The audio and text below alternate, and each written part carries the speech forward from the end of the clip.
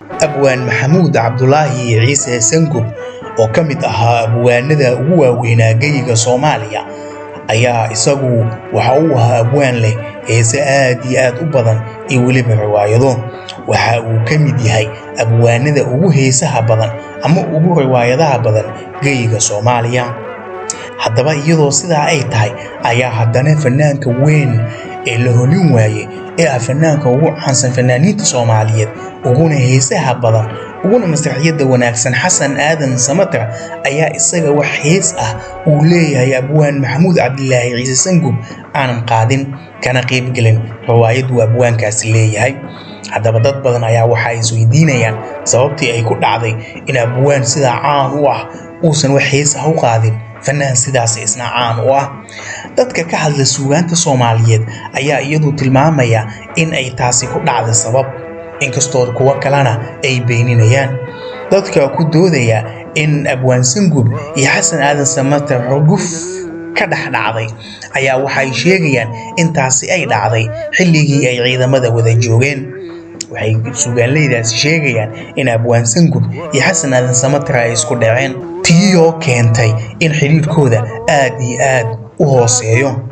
xasan markuu fanka soo galay abwaan sangub wax heesa umuusan dhiibin, laakiin Xasan Aadan Samatar waxaa soo dhaweeyay abwaanin waaweyn sida abwaankii weynaa ee Maxamed Cali Kaariye iyo weliba Cismaan Aadan iyo Maxamed Cali Kaariye ayaa Xasan u dhiibay heesihii ugu waaweynaa ee uu qaaday xilligaasi. waxaa kaloo isna soo dhaweeyay Maxamed Ciise Gene. dadka doodaasi qaba ayaa waxa ay sheegayaan in xurguftaasi iyo isku dhacaasi Xasan Aadan iyo sangub ka dhacay ay tahay sababta wax hees ah uu abwaan sangub leeyahay uusan u qaadin Xasan Aadan Samatar.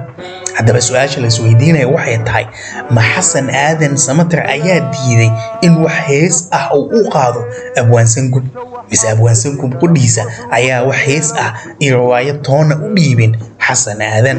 taas ayay doodii ka taagan tahay.